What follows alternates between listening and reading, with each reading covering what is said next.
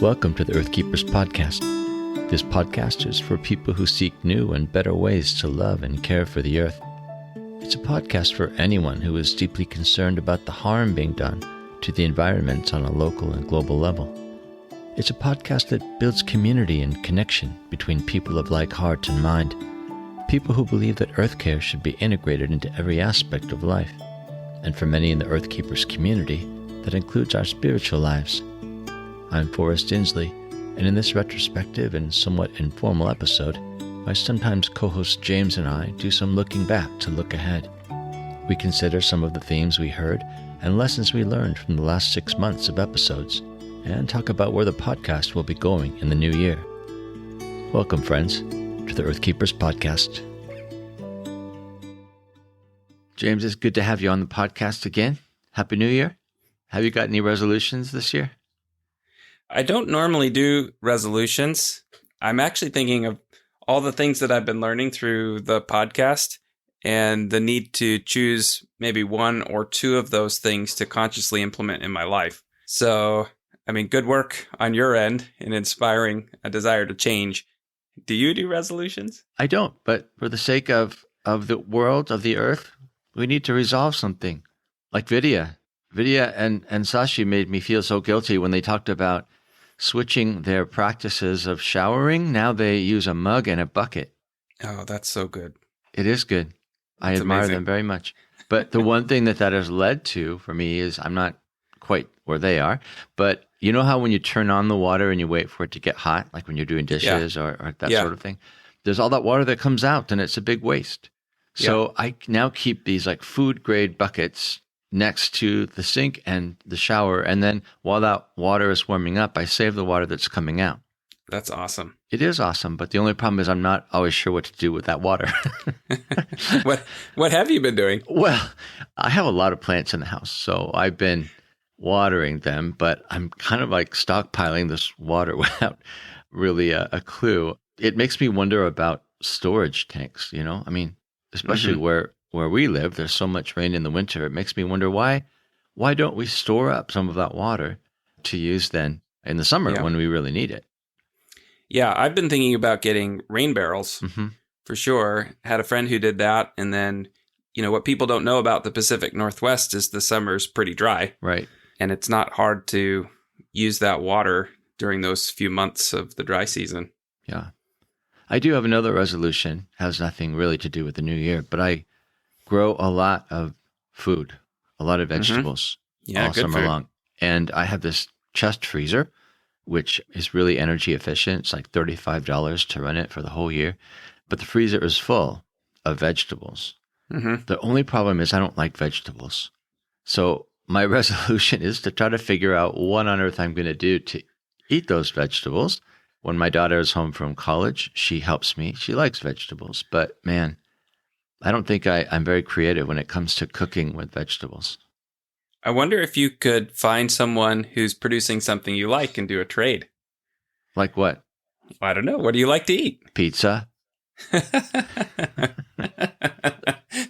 So somehow I don't think that's going to work. Maybe not. Yeah. So what do you feel guilty about that you should change? Oh, it might make some of our listeners feel good that you and I struggle with these day-to-day decisions all the time. And there's a lot I feel guilty about. And I think it's okay in a way to feel those pangs of consciousness raising moments of guilt. But when it becomes paralyzing and keeps us from moving forward, we have to figure out a way to break out of that. And if it's a momentary motivator to do something different, then I think we need to welcome it. For me, I have to take that feeling of overwhelming guilt and responsibility and just say, okay, what's one thing I can adopt right now? One thing I can do and pursue that and try to put the big picture out of my mind for a little bit. Yeah. And then what I discover, this is probably true for you too, Forrest, is that once that becomes a habit, it releases space to add maybe the next thing. And it becomes a lot easier. And after time, you realize, wow, I've done 5 or 6 or 7 new things that are now just part of our life that totaled up, have actually kind of reduced our waste or reduced our footprint on the earth and helped move us as a family a little bit forward. Yeah, absolutely. Well, James, one of the really helpful things for me when we do these episodes every 6 months or so is it helps me to step back and get a bigger picture, a sort of bird's eye view, if you will. And I know that you as executive producer are thinking about that all the time. Like, what is the trajectory? How are we moving over the course of the year? So I want to ask you to do some reflecting on how, say, the last 6 months or so has gone for the podcast. And I'm wondering, what are the things you're seeing that have emerged in terms of overarching meanings and themes and that sort of thing? Yeah, I think that one of the things that I notice about the people that we talk to are they are inherently hopeful. And I think that's really, really good because there are legitimate reasons to be alarmed or dispirited about the state of things. And as we start this new year, we're coming on the heels of one of the worst years for our planet in terms of natural disaster, climate refugees, heat waves, tornadoes in our own country in the month of December, pretty rare. All of these disruptive things that scientists are saying go beyond their even worse predictions for how fast our planetary systems will be changing, the impact it will have on our human communities and our non-human friends, all of that. And to have it come in a year where the leaders of the world gathered in Scotland for the COP conference on global climate change and to have it be fairly mediocre in terms of what the nations of the world are pledging to can be really dispiriting. And I don't know if you feel the same way I do, Forrest, that coming into 2022, I'm feeling equally dispirited and hopeful, energized and kind of down a little bit. How are you feeling? Yeah, I had cause to think about this very thing, this balance between hope and despair in this case. But I was talking with Mary Dejong of Waymarkers, and she was talking about how it's important to value both the darkness and the light, that one gives you an appreciation or a sensitivity to the other. And so we need to live in a way that holds both of those in tension. It doesn't shun the darkness, but really embraces the darkness. And I think that for me, that's just been a really interesting dynamic to think about when it comes to hope and despair. I mean, we have to face the realities. We have to understand where we're going in terms of the damage, in terms of the future of the global systems that we live in. But I think also we dare not give up hope, even if it's small things, as you put it, the day-to-day activities or things we can change in our lifestyle. If we can do that, in some ways they're acts of resistance, right? They're not just one small thing, to use Katherine Hayhoe's words, to push the boulder up the hill.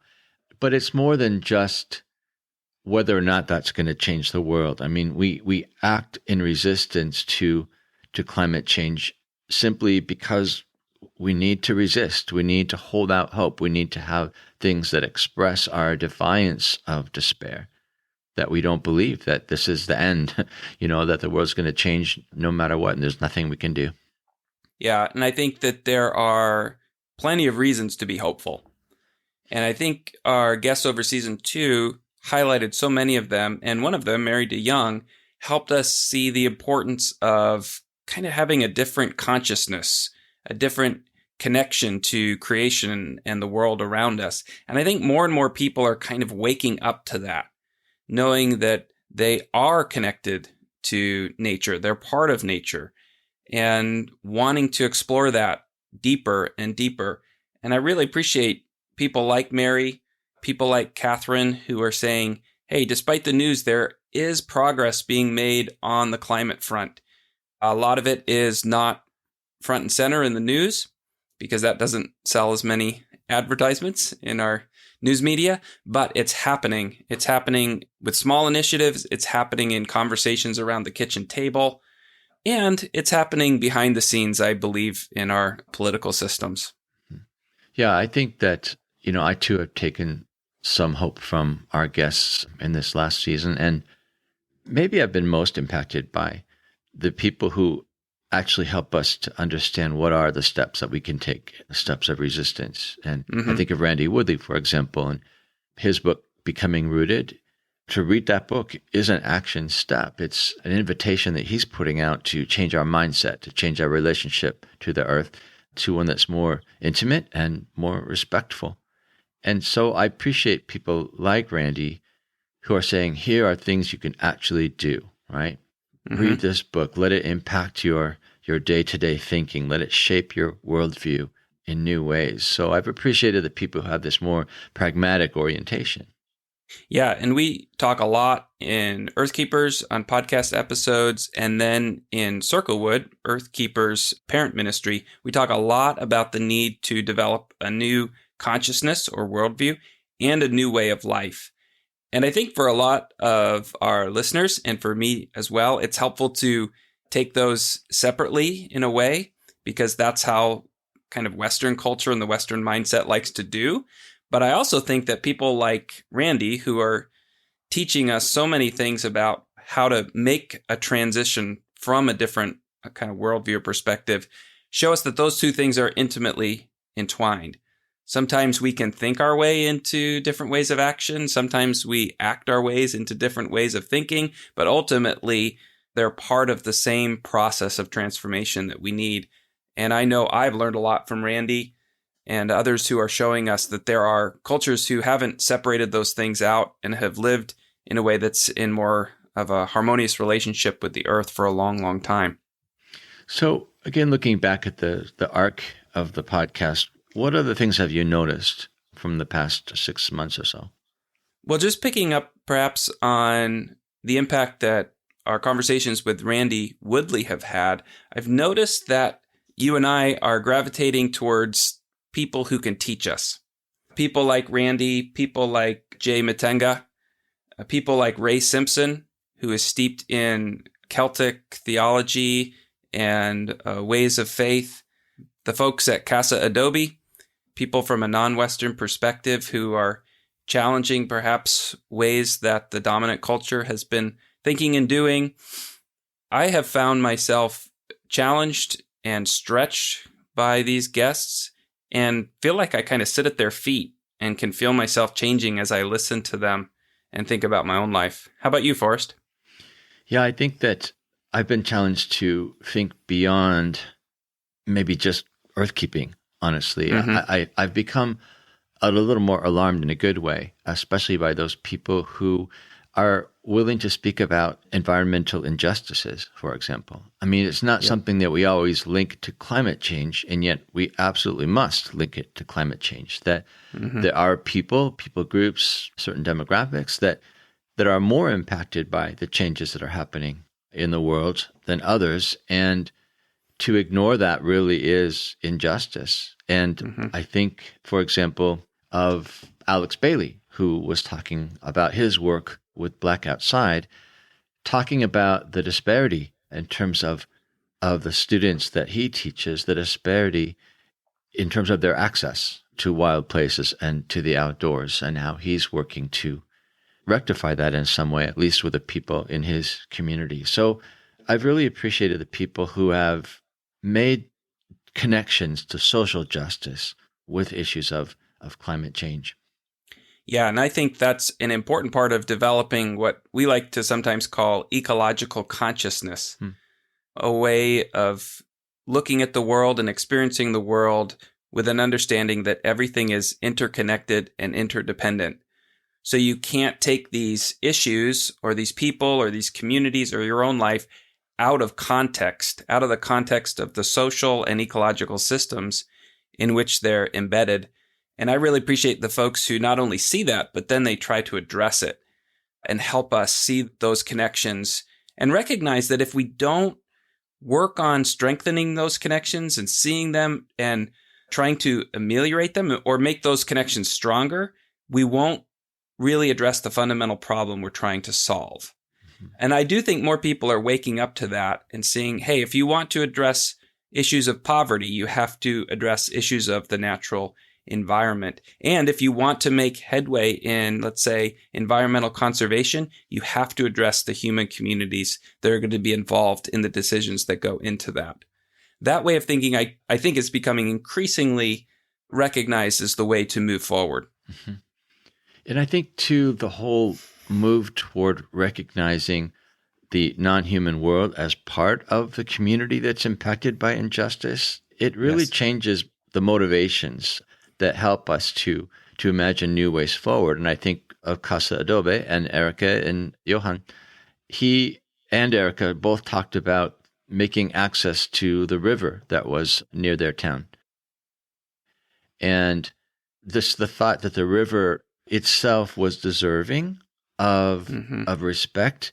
They were really speaking of the river as a key element of their community, a member of the community, the river almost as a person.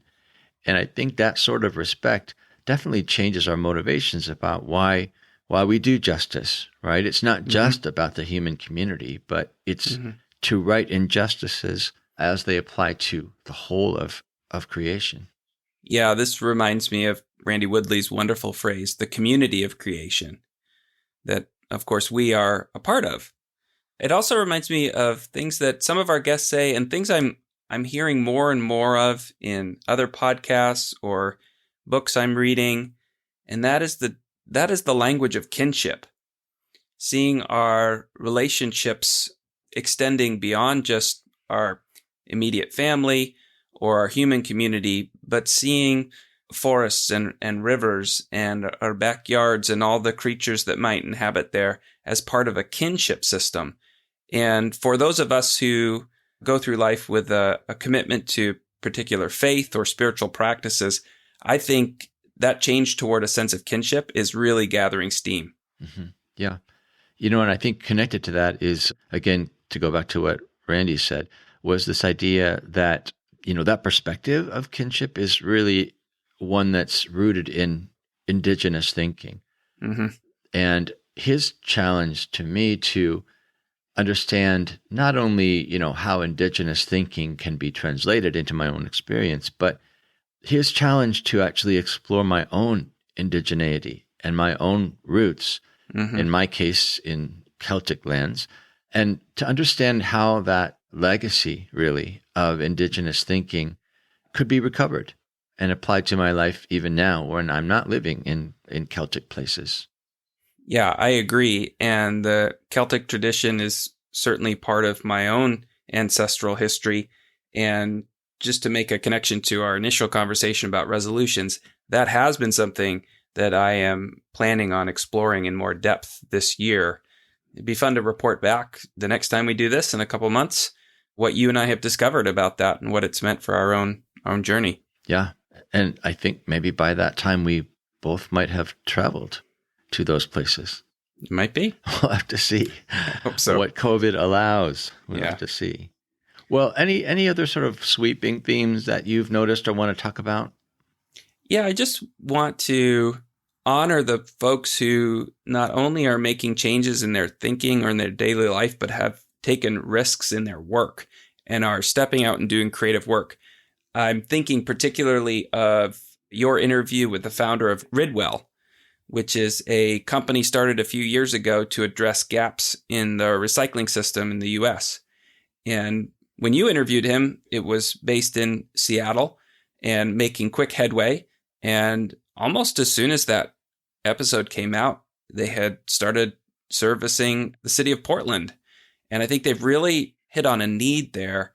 And I just want to honor folks like that who've put their lives, their savings on the line to try to do something creative and do what they can to really address some of these issues.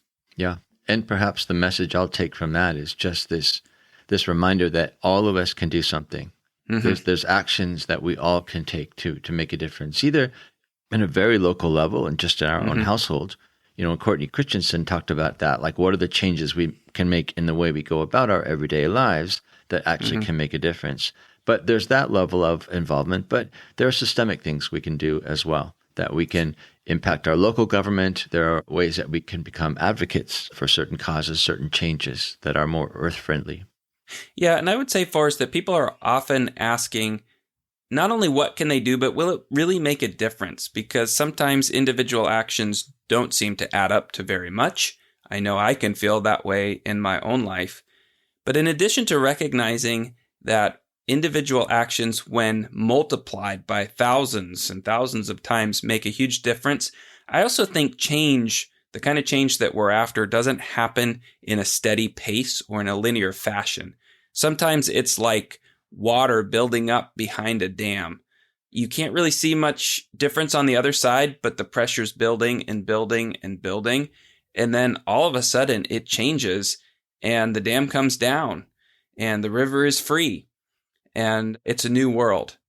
I'm thinking in particular about the changes we've seen in the past year from the auto industry, from being really resistant to changes to recognizing that this is where the culture was heading and they needed to respond. So there's real forces out there that are making changes in a big sector of our life. Yeah. And I'm still looking forward to an affordable electric pickup. I'm dreaming of that. That might be a theme of our conversations every couple of months. How's it going on the electric truck? We'll title it Forrest Buys a Car. Forrest Buys a Truck. That's right. Well, at the moment, the few that are out there are way too expensive, but I can hold out hope. So it's been fun to look back at some of our guests and themes from season 2, Forrest. And I know you've been thinking hard about season 3. What kind of themes might we imagine hearing? I'm looking forward to expanding into courses that people can take. And these courses are really meant for people who maybe want to go beyond the themes that come up in the podcast and to go deeper into learning about them. And in particular, learning about them in community with others, because we hope that these courses not only will deliver a greater depth of information, but also will help people to have an opportunity to learn together, to learn in community. So that's one of the changes. Mm-hmm. You're going to take those courses, James? I'm all in. All right. So everyone has to stay tuned for that. We are making progress toward that soon. I mentioned the theme of environmental justice before, and I am just finding the need to get more guests on the podcast who can talk about awareness of those issues, and not just awareness, but about the changes that we can make to become advocates for environmental justice. And Alex Bailey, as I noted, was really an influence for me. Mm-hmm. He was just so gracious and inviting. He was talking about a profound injustice, about equity, and yet doing it in a way that wasn't shaming, wasn't something that made listeners feel guilty, but rather talked about it as his way, his acts of resistance against injustice. And that became an invitation for everyone else to look at their own context and ask that question: what qualifies as environmental injustice here, and what are the steps I can take to rectify that? Yeah, I think that's so important, because picking up on our twin themes of needing to change our consciousness, ways of thinking, as well as our lifestyle, our ways of acting, I think we need to recognize that it's not just simply moving to a better way, but that what we've been doing for centuries has been privileging some people more than others, mm-hmm. and that there is real suffering and oppression that continues and needs to be addressed as part of the transitions that we're talking about. So I'm excited about that. I'm sure it will be stretching and challenging for me as well as some of our listeners, but I think it's the way to go, and appreciate you moving us in that direction. Another change that I have in mind has to do, again, with something that's already been happening. We've been forming closer partnerships with other mm-hmm. organizations, and I would love to continue to build on that. I mean, for example, we have a partnership with Randy Woodley's Eloheh Center, and we are in partnership in a way with Mary Dejong's Waymarkers. But, there's other organizations that we as an organization resonate with so well. I would love mm-hmm. to see closer association, and oftentimes that happens through forming relationships in the podcast interviews. So I'm thinking about Eco-Theo Collective, for example, which will air actually next session. And then Osabo is another organization that I think we'll be working with not only on Circlewood's land on Camino Island, but just in general in the offering of courses. They're going to be very instrumental in helping us with that. And even Courtney Christenson's organization, Sparks and Matches. I'd love to see us figure out ways that we can support one another's work. And I know that she will be helping us to kind of co-create a course on everyday earthkeeping that will offer through both of the organizations, but we'll pool our wisdom and capacities together to create that. Yeah, and I'd just like to say to our listeners, if there is an organization or a person that you would like us to connect to, we are open to suggestions. You can reach out. If you go to the circlewood.online website, you can find our contact information. If you find the Earthkeepers podcast site, there's a place to leave an audio message for us. We love to hear from you. Part of our mission is to get connected to people who are doing creative earthkeeping work and to share that work with others. So if you want to help us in that way, we'd love to hear from you.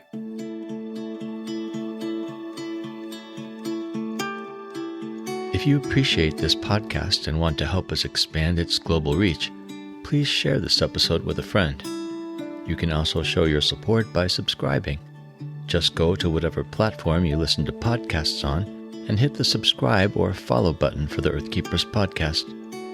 Finally, if you have comments or questions or even suggestions for future guests, email us at earthkeepers@circlewood.online or leave a voicemail on the Earthkeepers website. I'm Forrest Inslee, your podcast host. Our executive producer is James Amadon. Our producer is Dave Wolfers. Forrest Reed is our editor and the creator of our original music. Our research assistant is Rochelle Nordman, and Jesselyn Megerly is our social media director. Thank you, friends, for listening, and please join us for our next conversation on the Earthkeepers podcast.